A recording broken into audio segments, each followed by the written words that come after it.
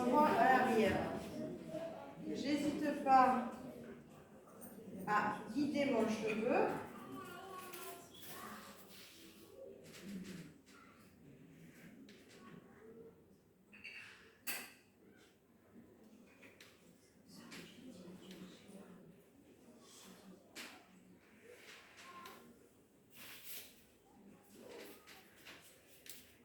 J'accroche donc avec mes crochets.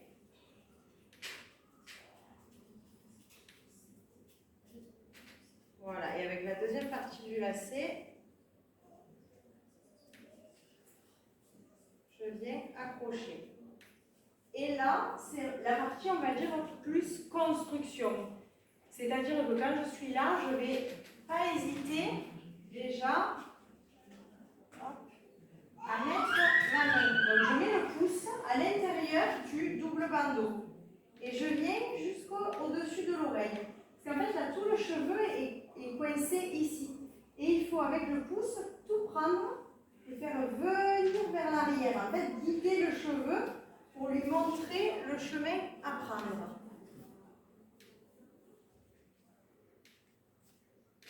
Si on voit que ça tombe, ou même si ça ne tombe pas, il faut toujours quand même le maintenir.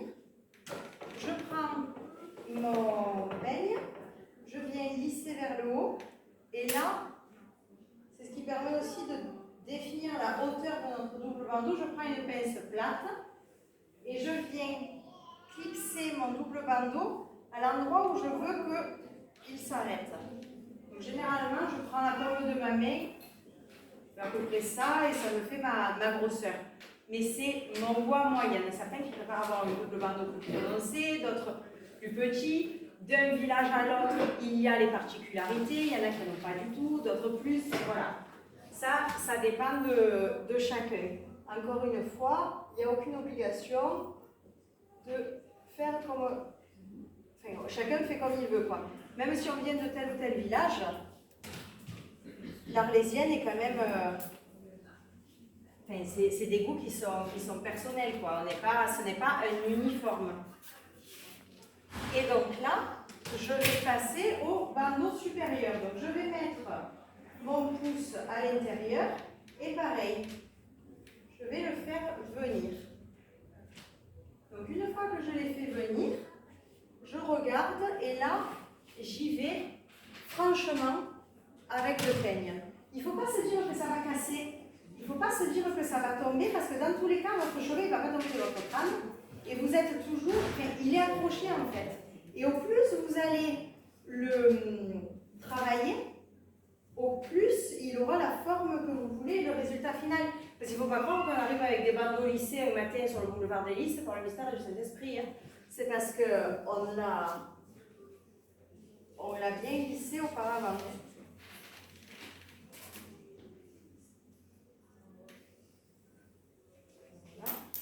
Donc, ce qui est important aussi, ça c'est dans l'huile nettoyée, et c'est... Normalement, on devrait le faire tout le temps, mais c'est vrai que moi je le fais beaucoup quand je suis en cravate ou en ganse, c'est de laisser un espace entre les bandeaux. C'est-à-dire que le double bandeau en bas, il va se toucher, mais le bandeau du haut, généralement, il faut toujours laisser un espace pour qu'on voit le croisement.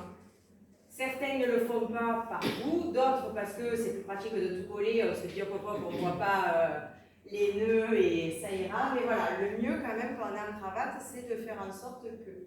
Et après, là c'est pareil, le devant, vous le sortez à votre guise. Il y en a qui l'aiment beaucoup sorti, d'autres plats. Ça dépend des formes de visage, ça dépend de votre type de cheveux, parce qu'après c'est pareil. Il y a ce qu'on aimerait et ce que notre cheveu est capable de nous donner aussi. Donc, une fois qu'on a fait ça,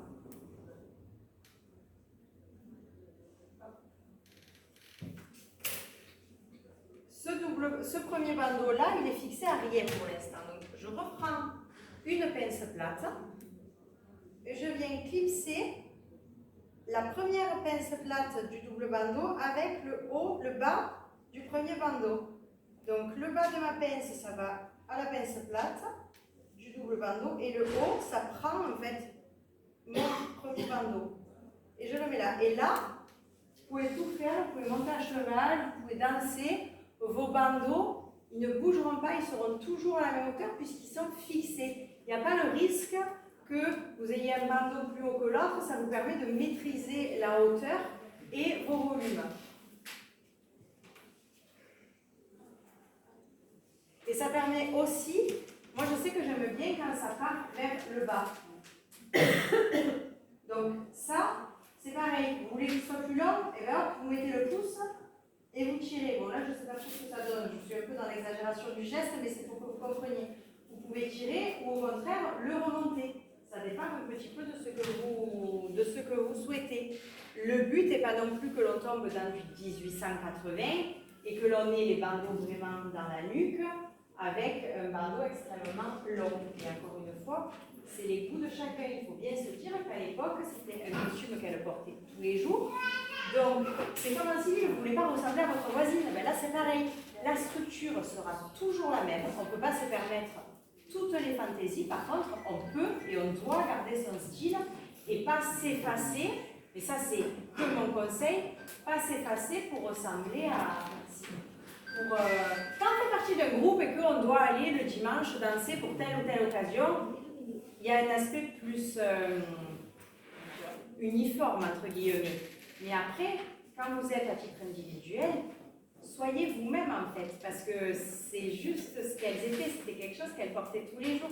Si un jour vous avez envie d'arriver, comme dans certains villages, avec des peignes de ruban de vin, vous le faites. Si vous voulez arriver sans pelote, vous le faites. Par contre, si vous le faites, vous n'avez pas envie, rien n'oblige à le faire. Il y a des règles qu'il faut respecter, il y a une structure qu'il faut garder. Mais après, je pense que l'on a le droit aussi d'être soi. On parle beaucoup maintenant d'évolution, de transmission, il y a beaucoup de débats. Je pense qu'il faut rester dans certaines mesures. On regarde ce qu'il y a dans les livres, on regarde surtout les documents anciens. Ça, oui. Mais après, vous avez le droit d'être vous. Et vous avez aussi le droit, des fois, de dire à certaines non, je n'ai pas envie.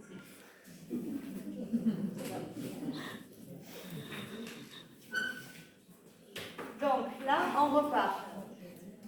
Donc, toujours pareil, à l'endroit où ça fait l'angle, vous mettez le pouce, vous placez, vous tournez et vous retournez.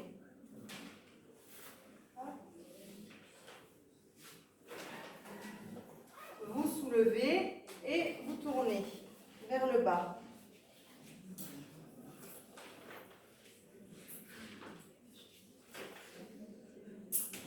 Et là, ça tombe bien parce que j'ai la petite mèche qui part. Comme ça, je vous montre comment on le gère si jamais vous avez d'un coup une mèche qui part et qu'on ne sait pas pourquoi, parce que vous avez une frange rideau, un dégradé, que vous avez voulu vous couper les cheveux ou autre.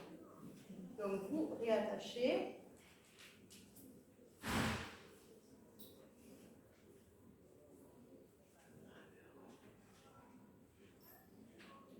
Ce lacet, c'est parce qu'un jour j'en ai perdu un, alors j'ai pris le lacet d'une chaussure et je ne l'ai jamais défait. Mais sinon, ne prenez pas des lacets aussi longs, ça ne sert à rien. Hop. Et vous attachez. Donc pareil, j'en ai mis 3 à gauche, j'en mets 3 à droite. Alors moi, je n'ai pas les cheveux très très épais ni très longs, donc je le fais passer sous le peigne. Quelqu'un qui va avoir les cheveux aux fesses, c'est mieux de faire passer le bandeau sur le peigne pour pas après que vous ayez une coiffe beaucoup trop large, quoi.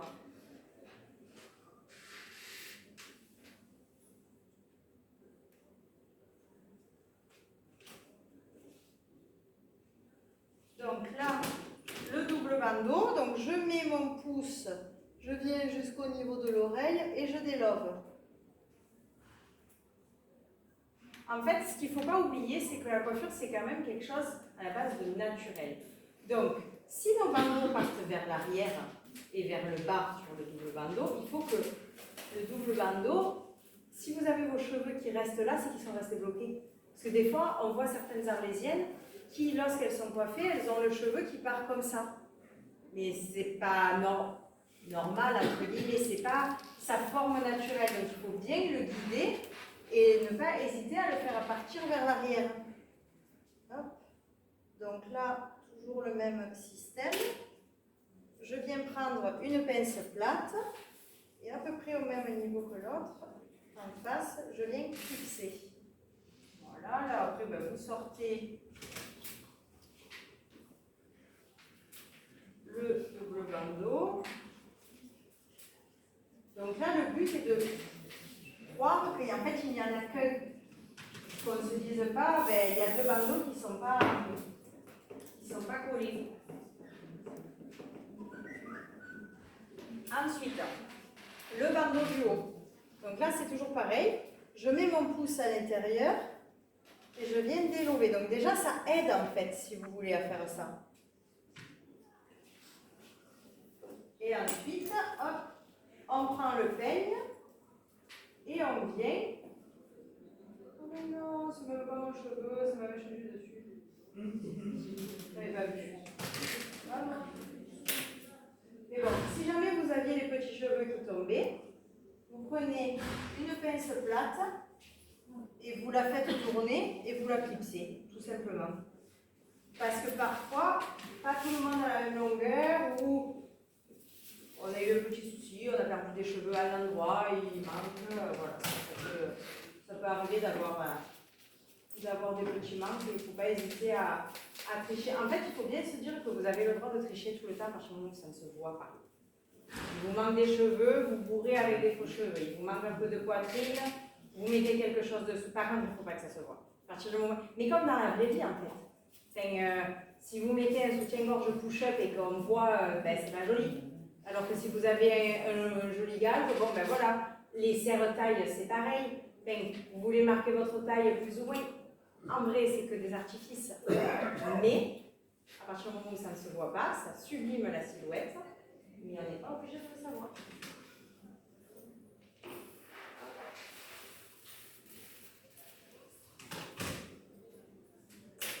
Donc, là, une fois que je suis là, je prends mon bandeau pareil, ma pince plate, je vais venir fixer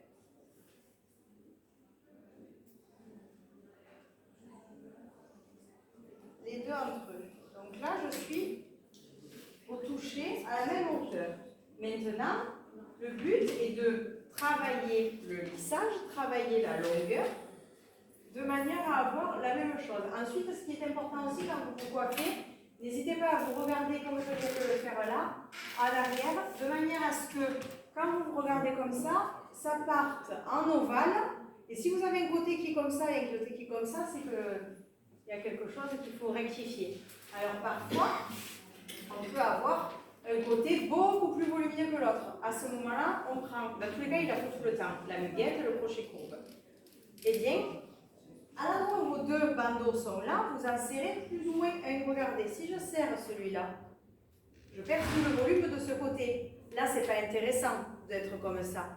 Et si jamais vous avez un côté qui est un peu plus volumineux que l'autre et que vous voulez le rectifier, plutôt que d'essayer de mettre beaucoup de crochets qui vont peut-être abîmer votre coiffure, essayez avant avec le crochet courbe et à l'endroit où les bandeaux se croisent, vous mettez votre muguette. Et ensuite, là c'est pareil. Vous gérez hop, votre volume, si vous voulez plus de volume dessus, plus de volume dessous, sur les côtés, etc. Et vous continuez toujours à lisser. Tant que le lissage ne vous convient pas, eh bien vous lissez. Ça peut durer 2 minutes, comme ça peut durer un quart d'heure. Après, il ne faut pas non plus... Enfin, il y a des moments où il faut savoir s'arrêter parce que sinon, vous allez quand même perdre tout votre volume. Hein. Je veux bien qu'on y travaille, mais... Donc là, on va dire que la coiffure correspond. Si j'avais été à la maison toute seule... Là, je blague en même temps, donc il y a forcément des détails que j'ai pas. Mais si j'avais été à la maison toute seule, je finis bien mon lissage. Avant de poser le dessus de coiffer le ruban, je fixe. Le conseil que je peux vous donner pour sauver vos rubans, du moins essayer de les maintenir le plus possible, c'est d'éviter la laque sur les rubans. Vraiment éviter le plus possible. Laquer tant que possible, tant que vous n'avez pas le ruban. Et une fois que vous avez le ruban, soit vous mettez un mouchoir de soie, soit simplement la main en fait. Vous mettez la main pour protéger, ce qui évite la laque parce que les rubans ont réussi à traverser les siècles. Ce serait dommage qu'égoïstement, on les abîme nous. Après, c'est toujours pareil. Ne négligez pas le bleu marine, c'est génial d'avoir des rubans couleurs, c'est génial d'avoir des rubans anciens, etc. On en veut tous. Moi, si demain j'avais une boîte avec 60 rubans, je serais la plus heureuse. Néanmoins, prenez-en soin. C'est des rubans qu'on n'aura peut-être plus dans quelques années parce que la rareté, etc. Donc, allez-y doucement. Et puis, on les aime, les bleus marines. Il n'y a pas de honte à porter un ruban bleu marine. Il n'y a pas de honte à porter un costume en coton.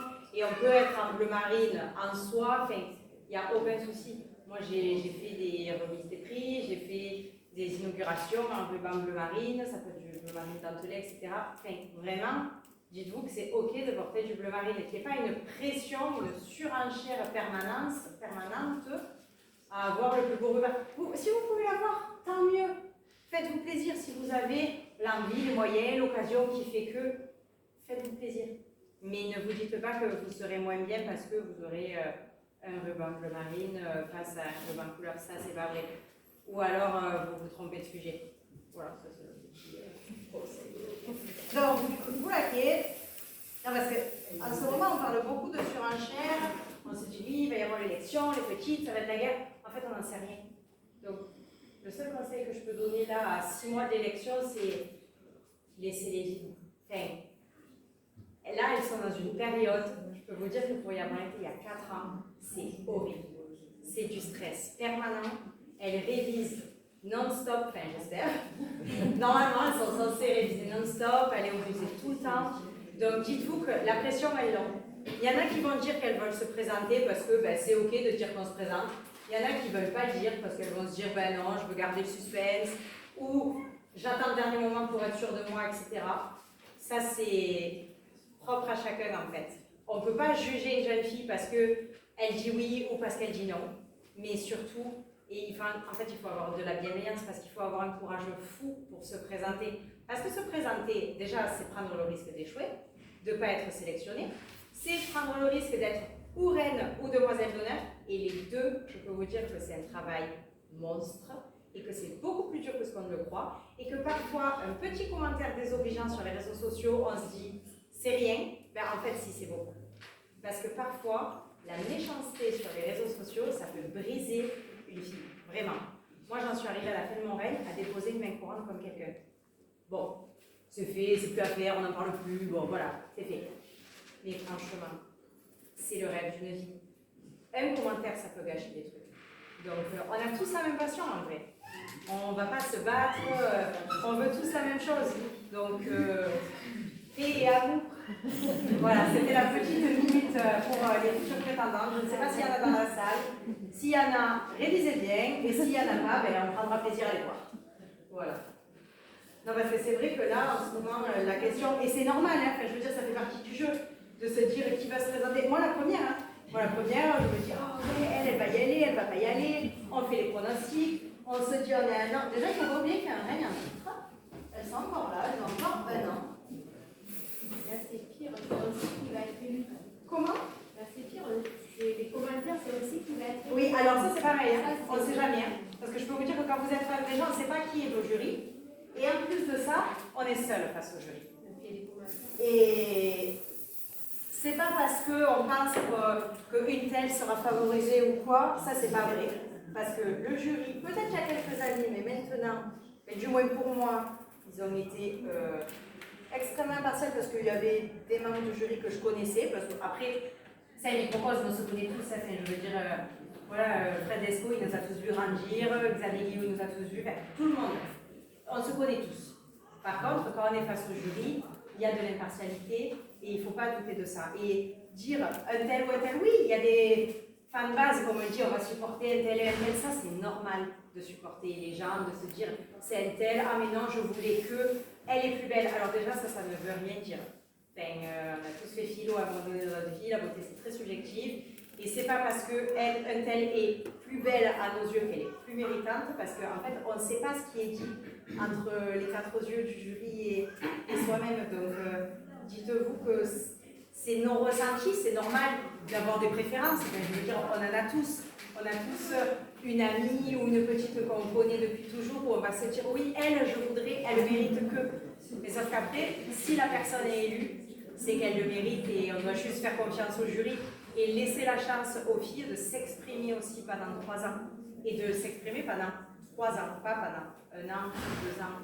C'est un règne, c'est 3 ans. Donc, les prétendantes, elles sont là. C'est bien qu'elles soient là parce que mine de rien, ça nous pousse entre guillemets vers la sortie et de se dire aussi psychologiquement, ben, on est bientôt sur la fin. Donc, on travaille aussi sur ça parce qu'il faut s'y préparer. Mais il faut aussi que les filles elles puissent faire leur aventure sans qu'il y ait des crépages de chignons parce que souvent, les filles entre elles, elles ne se battraient pas. C'est l'entourage.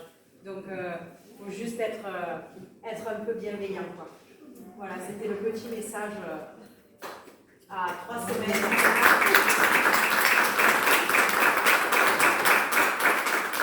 À quelques semaines, oui, on est à 2 mois du dépôt des dossiers parce qu'elles déposent leur dossier en novembre. Fin décembre, elles ont de novembre à fin décembre pour retirer leur dossier. Et janvier, deuxième week-end de janvier, tout le monde à la Provence. Les noms sortiront. Mais là, c'est pareil, une fois que les noms sortent, bon, ben voilà, il y a toujours cette espèce d'appréhension et de se dire oui, non, peut-être, mais ben, faites confiance aux filles et dans tous les cas, les élections, elles ont toujours lieu, il y en aura toujours, je l'espère. Mais pour qu'il y en ait, il ne faut pas qu'il y ait des jeunes filles qui soient dégoûtées à 18 ans et qui rentrent chez elles en pleurant. Donc, que les filles de 20 ans soient pestouilles entre elles, ça peut arriver, je veux dire, on a tout été à un moment donné. Mais il faut que les plus âgées soient plus intelligentes que les petites pestouilles, par contre,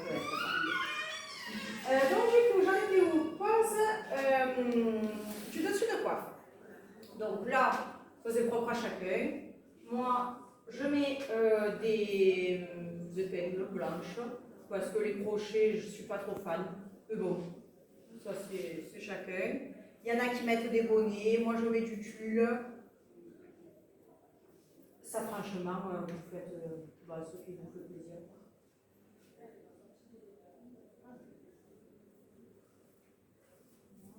Donc l'arrière du dessus de coiffe, je l'arrête à l'endroit où je veux que mon guidon soit fermé. C'est-à-dire que je vais avoir mes bandeaux. Moi, je n'aime pas que mon guidon soit vraiment à ce niveau-là. J'essaye qu'il y ait à peu près ça de bandeaux qui dépassent. Non, pas mon guidon, pardon, mon tour, excusez-moi. J'essaye que mon tour soit à peu près à 2 doigts de la fin de mon bandeau pour qu'après, mon guidon dépasse et soit un peu plus long. Donc voilà, donc là, on a le dessus de coiffe. Hop. Alors c'est pareil, j'ai dit la phrase « faites-vous plaisir ». On se fait plaisir dans une juste mesure.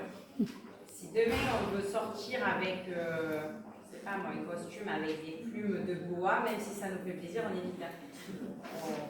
On se fait plaisir avec certaines cordes quand même. Ensuite, le ruban. Côté gauche, côté droit, ça dépend. Moi je sais que je le pose plus naturellement du côté gauche, mais si jamais vous avez des rubans commémoratifs, Saint-Georges va vomir au bout de 2 heures s'il a la tête en bas. Pensez à lui mettre la tête en haut. C'est pareil, les rubans des saintes. Si vous mettez l'église la tête en bas, bon, voilà. Ça, c'est des détails, mais qui ont quand même leur importance. Moi, je sais que quand je suis à cheval, je préfère porter mon ruban du côté gauche pour que ce soit du même côté que la jupe. Mais voilà, il y a des filles qui se disent ben, moi, je préfère l'avoir du côté droit parce que la jupe est du côté gauche, donc ça fait des informations des 2 côtés. Ça, c'est propre à chacun. Ou alors, tout simplement, j'ai mieux réussi un côté gauche ou le côté droit et vous le côté. Donc là, hop, je fais mon tour. Moi, ce que je fais, c'est que je fais un angle droit. Ça, c'est ma longueur de guidon. Peu importe le ruban, ça, c'est ma longueur. Mais c'est mon choix, c'est mon goût. Hop. Il y en a qui le portent beaucoup plus court. Il y en a qui le portent beaucoup plus long. François Marger, par exemple, le porte très long. Camille va le porter un peu plus court que moi. Voilà, ça, il n'y a pas de.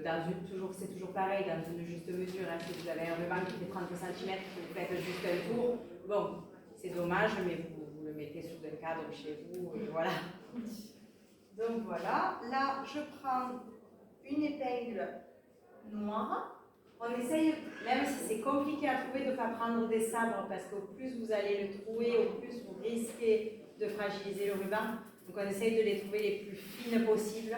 Je sais que c'est la croix et la bannière pour trouver des épingles noires qui ne se tordent pas, qui arrivent à percer le tissu sans trop l'abîmer, etc. Donc là je fixe en bas, donc là je viens Avec mon aiguille, je vais faire ça, je vais traverser, je vais passer dessous, que ça se prenne dans mes bandeaux et je vais soulever. Donc, je traverse, je passe dessous et je soulève. Donc là, si vous voulez, il est fixé. Je prends mon carton. Moi, c'est un carton plutôt rond. Mais bon, ça encore une fois, il y en a qui l'ont plus pointu. Ça dépend, il y en a qui n'en ont pas du tout de carton et qui font comme à Mayanne, le bec. Ça, c'est propre à chacun. Donc moi, je prends mon carton. Là, j'ai 2 tours de ruban. Je le mets à la fin de mes 2 tours, entre mon ruban et mon peigne. Je viens clipser avec mes doigts. Celui-ci, je le laisse libre de doigts. Donc je clipse là. Je viens mettre mon doigt sur le peigne et je viens soulever mon peigne. Et après, je tire. Et là, il est clamsé le ruban. Vous voyez? Je pourrais le refaire hein, si vous avez besoin. Et là, normalement, mes bandeaux, ils ne se sont pas soulevés en fait. Alors que si je n'avais pas fait cette couette, en soulevant le bandeau, ça aurait pu soulever ici. Et après, ça peut être disgracieux. Donc une fois que je suis là, cette partie-là, je vais faire mon pésu. Donc, je viens le fermer. Et, alors ça c'est pareil, je ne sais pas comment l'expliquer, mais je viens faire un bec de manière à ce que ça fasse ceci. Donc, avec pareil,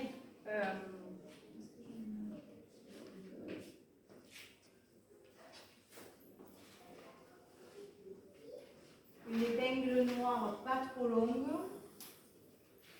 Si j'arrive à en trouver une, sinon je vais en mettre une normale, c'est pas grave. Je viens fermer en haut. Et ensuite, je remets une épingle ici, au niveau de mon pésu. Ce qui permet de maintenir le ruban assez droit. Voilà. Alors là, je vérifie que voilà, mon dessus de coiffe qui sortent. Et là, mon ruban il tient droit. Mes trous ils sont faits et ils ne vont plus bouger puisqu'ils sont vraiment clamsés en fait, si vous voulez. Enfin, je ne sais pas comment le dire. Voilà, du coup, voilà. Est-ce que vous voulez que je vous remontre la pose du ruban ou on est OK? Parfois, on va avoir des rubans qui vont être soit relativement courts, soit assez fragiles. Quand c'est le cas, là par exemple, je vous ai pris un ruban qui n'est pas très long, ce que moi j'appelle le couture à taillon, qui sont parfois plus intéressants financièrement parce que comme ils sont pas entiers, le prix est facilement divisé par 2, mais à la fois on peut encore les porter. Sauf que si je le porte lui tout seul, sans rien, j'ai qu'un tour ici. Et du coup, ça va être plus compliqué de faire mes trous avec qu'un tour. Et surtout, on risque de l'abîmer. D'autant plus que c'est une trame rouge. Les trames rouges, de par leur teinture à l'époque, sont plus facilement abîmables. Ils fusent et ça brûle le textile. Donc, on prend un ruban de deuil, même un ruban de deuil abîmé, là, comme ça, hop. Et on va faire ces tours. On va faire ces tours. Et en fait, on ne va pas mettre de guidon. Donc, on va fermer le ruban. On va faire exactement pareil, sauf qu'il n'y aura pas de guidon.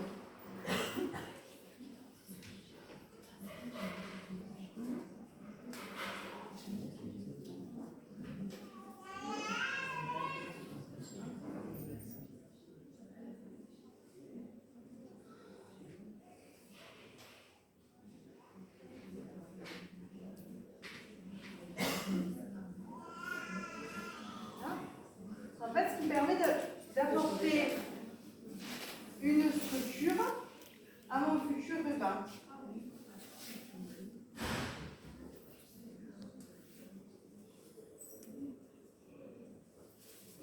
Donc là, visuellement, on croit que j'ai un ruban, ce qui est très bizarre sans le guidon. Hein. Et ensuite, on vient faire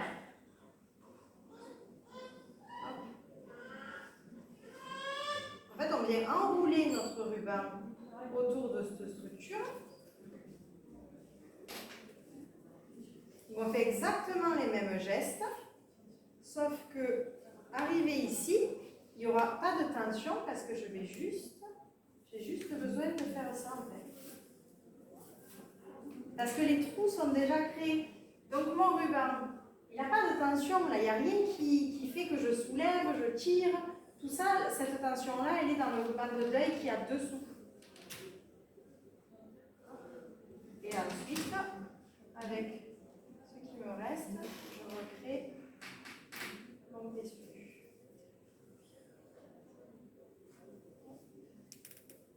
Alors parfois, si je ne trouve pas d'épingle trop fine ou pas de... Des fois on hésite entre le noir et le beige, je mets des épingles sans tête pour fermer là-haut, c'est pas dérangeant, ça évite d'avoir quelque chose de trop large.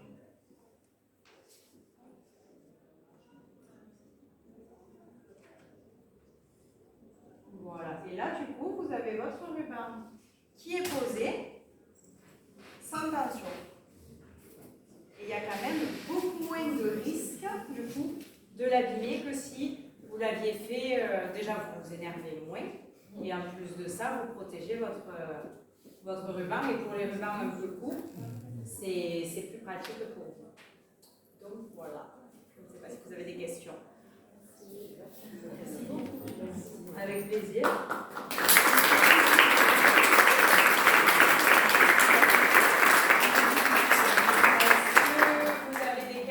Sur la coiffe, sur l'habillage, sur, je sais pas, le costume,